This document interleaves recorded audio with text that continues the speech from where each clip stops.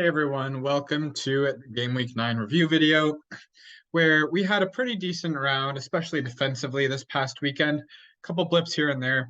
And we're just outside the top 2,000 in the world, 48th in the league. That's not terrible for right now with lots of season to go. If we recall, I did deduct myself 5 points, making 3 transfers this past week. And I'd have to say it was pretty nice not being on the wrong side of a Lautaro Martinez goal this week. Although he wasn't the best player on my team, it was definitely nice not being frustrated seeing him score for once. So without further ado, after you like and subscribe, enjoy this video going through the team. So we'll start right with him as he's at the top here. My sole striker for the week was Lautaro Martinez, scoring 1 goal, getting 8 points, and he was my captain. So that doubles up to 16. My other 2 strikers are Juric, who did okay, got 4 points, actually started for Verona, which was interesting to see. And Retegui is injured, so that is why we did not see him play. The rest goes in. My weakest area was the midfield. Fiorentina lost a bad one to Empoli this week. Berardi didn't have a great showing, and Contreva continues to disappoint on the Salernitana side, all getting 4 points. Ederson, though, and you'd kind of hate it if you don't have Ederson, but a 95th minute goal by Ederson for Atalanta when they already had the win wrapped up. They just need to kill another minute or so.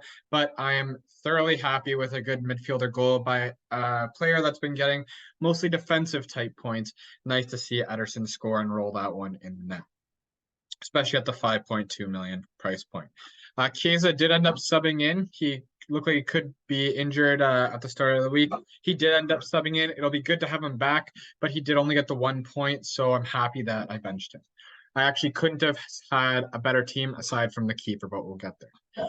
The defense was pretty consistent, all of them getting a 1 clean sheet, but not 2, aside from Scalvini, as we can see here. He got the double clean sheet as Atalanta won, I believe it was, 2-0.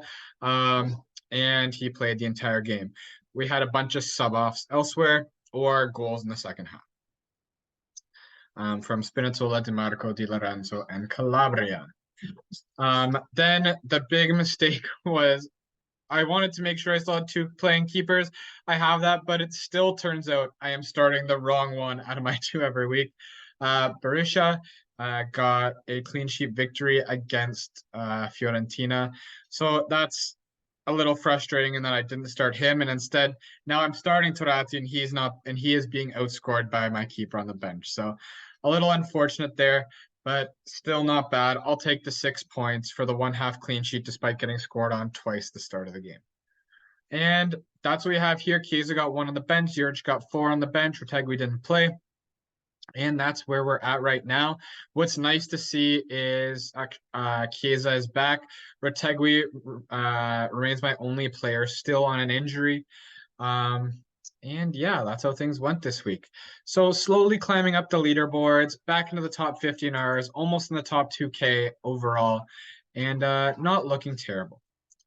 We'll see what is happening around our league. Okay, so we have me just before 50, but at the top on 776 points. We still have Il Biscioni. And this week I did outscore him. Also, Lautaro Martinez captained, and Scalvini was his other main contributor, but a bunch of average scores from there on out, totaling 67. So not a fantastic week, but obviously enough for him to keep up that first spot by 4 points. Some interesting players in the side here where we have some defenders that would be differentials. I wouldn't say a lot of people own. And people owning Colponi right now have been liking those performances as well. So maybe not a huge differential, because I think a decent amount of people have jumped on that train. But a good player to have that's only 5.0 mil. Then we have Last Squad, who we've looked at a couple times as well. 71 points. Did not captain Lautaro Martinez, unfortunately, captain Nico Gonzalez instead, who finally didn't have any good returns. Scalvini and Sommer and Ferguson all getting 10 points. A good game by Ferguson. Overall, the defense was strong, but that was definitely the best place aside from Lautaro Martinez. The attack was weak, and the midfield was okay at the end of the day. Finally, Samira outscored Tarati. And lastly, we have Adham, who I believe is new to the top three. Diao with a big game with 13 points. Lautaro Martinez with 8. Again, unfortunately, captaining Nico Gonzalez. But Sula is a great 4.4 option, and the midfield has been playing fantastic for Frosinone. Rabiot got 6, which isn't bad, and Scalvini, Mancini, and Somer getting the defensive returns for him.